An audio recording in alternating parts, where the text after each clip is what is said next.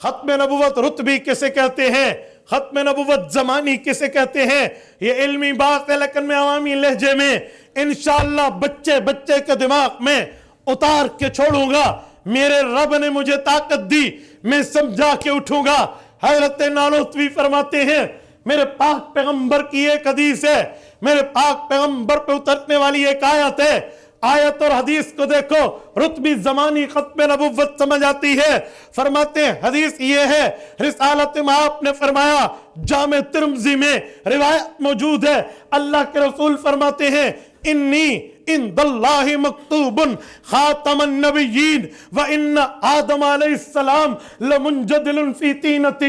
کہا لوگو, رب نے مجھے اس کائنات کی ابتدا سے پہلے ختم نبوت کے تاج سے تاجور کر دیا تھا.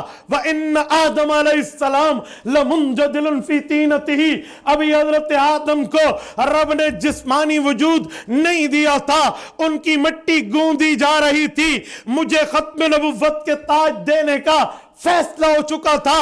اس کا مطلب کیا ہے, اس وقت تو حضرت آدم بھی پیدا نہیں ہے, تو اولاد آدم میں حضور کیسے آئے؟ حضرت نانوتوی فرماتے ہیں یہ ختم نبوت رتبی ہے, مطلب حضرت آدم سے لے کر حضرت عیسیٰ علیہ السلام تک جتنے انبیاء آئے, نبوتیں ملی, تمام انبیاء کی تمام نبوات میں جتنے درجے, جتنے رتبے, جتنے مرتبے, جتنی حیثیتیں, جتنی ویلیوز ملنی تھی, وہ تمام کے تمام اکیلا پیغمبر کو مل چکی. لیکن وہ سب ملائیں گلدستہ بنے, اکیلا میرے مصطفیٰ کے سر پہ وہ ختم نبوت کا تاج سجا ہے. یعنی جو رتبے بعد میں باقیوں کو ملنے تھے وہ اکیلے حضور کو ملے. یہ ہے عند اللہ خاتم النبیین. اور جب حضور خود آ گئے پھر آیت آئی, وَخَاتَمَ النَّبِيِّينَ وَكَانَ اللَّهُ بِكُلِّ شَيْءٍ عَلِيمًا. اب ختم نبوت کا مطلب فرمایا, اب کا مطلب رتبے بھی ختم ہیں, زمانہ بھی حضور پہ ختم ہے, وقت بھی حضور پہ ختم ہے, ان کے بعد نیا نبی نہیں آئے گا. ورنہ قادیانی کہتے ہیں نا کہ جب یہ لفظ آ گیا کہ حضور اس وقت خاتم النبیین تھے جب آدم علیہ السلام کو بھی ابھی پیدائش نہیں ملی تھی, تو حضور پاک علیہ السلام کو اس وقت ختم نبوت کا تاج ملا. اس وقت سے لے کر حضرت عیسیٰ تک انبیاء آئے, ختم نبوت کے تاج ملنے کے بعد ان کی حضور کی ختم نبوت پہ فرق نہیں آیا, تو اب مرزے کے آنے سے فرق کیسے آئے گا؟ ہم نے کہا قادیانیوں یہ بچوں کا کھیل نہیں ہے, اس پر بیدار مغزی چاہیے, اس پر عقل مندی چاہیے, اس پر اولو الالبابی چاہیے, جو رب دین کی بنیاد پہ دیتا ہے, شریعت کی بنیاد پہ دیتا ہے, مذہب, ایمان, ایقان, احسان, اسلام کی بنیاد پہ دیتا ہے. جی وہ بات یہ ہے میرے پاک پیغمبر پہ جو رتبے ختم ہیں اس کا مطلب درجہ ہے. میں مثال دیتا ہوں, میں ابھی یہاں بیٹھ کر ایک جملہ کہہ رہا ہوں, میں کہتا ہوں میں سیالکوٹ میں بیٹھا ہوں, یہاں سے اٹھنے والا علامہ محمد اقبال رحمہ اللہ ہے, اس پر شاعری ختم ہے, تو یہ بات ٹھیک ہے. کیا مطلب علامہ اقبال کے بعد اور کوئی شاعر پیدا نہیں ہوگا؟ جی نہیں, مراد یہ ہے شاعری کے جتنے اوصاف ہیں, جتنے وصف ہیں, جتنے درجے ہیں, جتنے رتبے ہیں, جتنی ویلیوز ہیں, وہ علامہ اقبال پہ پوری ہیں. تو جب تک حضور پاک اس دھرتی پہ نہیں آئے, ختم نبوت کا معنی یہ تھا جو رتبے, جو درجے, جو معجزے, جو مرتبے باقیوں کو ملنے تھے وہ اکیلے حضور پہ ختم ہیں. اور جب حضور پاک خود آ گئے رتبے بھی ختم ہیں, اب زمانہ بھی ختم ہے. ایک لفظ کے کئی مطلب ہوتے ہیں. میں اپنے ہاتھ میں گھڑی رکھے ہوئے ہوں, یہ گھڑی ہے, گھڑی, 4 مطلب تو اس گھڑی کے بنتے ہیں. ایک لفظ کے کئی مطلب بنتے ہیں. یہ کیا ہے؟ انگلش میں کہتے ہیں فین ہے. میں پوچھوں آپ میرے کون ہیں؟ کہیں گے جی فین ہوں. اس کے تو 3 پر نہیں ہے. ایک لفظ کے کئی مطلب ہیں, استعمال دیکھیں گے تو پھر پتہ چلے گا یہ سیلنگ فین ہے اور یہ پیج فین ہے, فرق ہو جائے گا.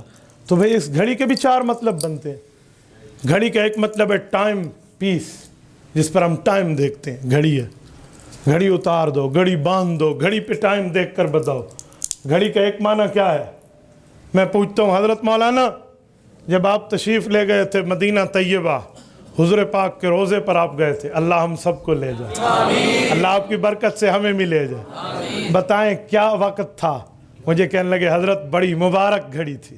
اب گھڑی کا ایک معنی وقت بھی ہو گیا، گھڑی کا ایک معنی ٹائم پیس بھی ہو گیا، گھڑی کا تیسرا معنی بھی تو ہے بھئی گرمیاں آ گئی ہیں، میں گھڑا تو نہیں لے سکتا، میرے پاس پیسے تھوڑے ہیں، میں چھوٹی سی گھڑی لے لوں، چھوٹا مٹکا، مٹیکا بنے گی نا اس کی تصویر، چھوٹا مٹکا تو ٹھیک ہے۔ گھڑی کا ایک معنی یہ بھی ہے، اور گھڑی کا ایک اور معنی بھی ہے۔ ایک بندہ روایت لے کر آیا، میں نے کہا یہ گھڑی ہوئی ہے، یہ حدیث نہیں ہے، یہ کیا ہے؟ گھڑی ہوئی ہے، اس کا معنی جھوٹ بن گیا۔ تو ایک گھڑی جب تک آگے پیچھے، جسے سیاق سباق کہتے ہیں، انگلش میں کہتے ہیں کنٹیکٹ ٹو دا ریفرنس، جب تک یہ نہیں ملے گا مطلب نہیں پتہ چلے گا۔ یہ سپیکر کی بات دیکھ لو، یہ مائک اور سپیکر، میں یہاں کہتا ہوں سیالکوٹ کے دوستو آپ کا سپیکر 1 نمبر ہے، یہ کہتا ہوں سپیکر 2 نمبر ہے، یہاں بیٹھ کے کہوں سپیکر 2 نمبر ہے، معنی اور ہے۔ قومی اسمبلی میں قائد ملت اسلامیہ حضرت مولانا فضل الرحمان دامت برکاتہم فرمائیں سپیکر 2 نمبر ہے، ادھر معنی اور ہے، نہیں سمجھے؟ ادھر سپیکر کا معنی اور ہے، ادھر اور ہے۔ ہم نے کہا قادیانیوں اتنے بدھو دماغ لے کر آؤ، تمہیں ختم نبوت کے لفظ کا استعمال بھی نہیں پتا کہ کب ہوا، کیوں ہوا، کیسے ہوا، کس جگہ ہوا۔ ہاں ہاں حضور نے ختم نبوت بتائی، اپنی پیدائش سے پہلے ختم نبوت بتائی، پیدائش کے بعد اس وقت معنی یہ ہے رتبے ختم، اب معنی یہ ہے زمانے ختم۔ ایک لفظ کے کئی معنی ہوتے ہیں، آپ لفظوں کے الفاظ اور لفظوں کے اتار جڑاؤ یہ سمجھے بغیر بات کریں گے تو آپ ایک قدم بھی نہیں اٹھا سکتے۔ مجھے بتائیں کھانے پینے سے روزہ ٹوٹتا ہے یا نہیں؟ آج میں آتے ہوئے پلان میں تھا کراچی سے لاہور تک تو یہی بات ہوئی، لفظ پر بات ہوئی نا کہ قادیانیت پر، میں تو جہاں بیٹھتا ہوں میں بات کرتا ہوں، میں یہ نہیں دیکھتا یہ سرکاری ادارہ ہے، نجی ادارہ ہے، یہ جہاز میں بیٹھے ہیں، یہ گاڑی میں بیٹھے ہیں، ملک میں بیٹھے ہوں، غیر ملک میں، بات ایک کرنی چاہیے۔ تو وہاں اسی بات پر میں نے سوال کیا، میں نے کہا ختم نبوت کے معنی کے استعمال میں فرق آ جاتا ہے، جی وہ کیسے؟ میں نے کہا آپ مجھے بتائیں کھانے پینے سے روزہ ٹوٹتا ہے؟ بولیے، ڈسکا میں ٹوٹتا ہے نہیں ٹوٹتا؟ کھانے پینے میں روزہ ٹوٹتا ہے؟ پکے ہو؟ ایک روزہ دار غصہ پی جائے اور قسم کھا جائے، روزہ ٹوٹے گا؟ ابھی تو آپ نے کہا ٹوٹتا ہے، اب کہتے ہیں نہیں ٹوٹتا۔ روزہ دار غصہ پی جائے اور قسم کھا جائے، آپ بتائیں روزہ ٹوٹے گا؟ اب لفظ کا فرق آ گیا نا، تو ختم نبوت کے عقیدے پر بھی جب لفظ بولا جائے گا مطلب دیکھا جائے گا۔ ادھر ہم سے بات کرتے ہوئے یہاں ادھر ادھر نہیں ہوگا، معاملہ واضح ہے میرے دوستو۔ میں اسی لیے آپ کی خدمت میں یہ بات کہہ رہا ہوں کہ عقیدہ ختم نبوت کو آسان الفاظ میں سمجھانا سیکھو۔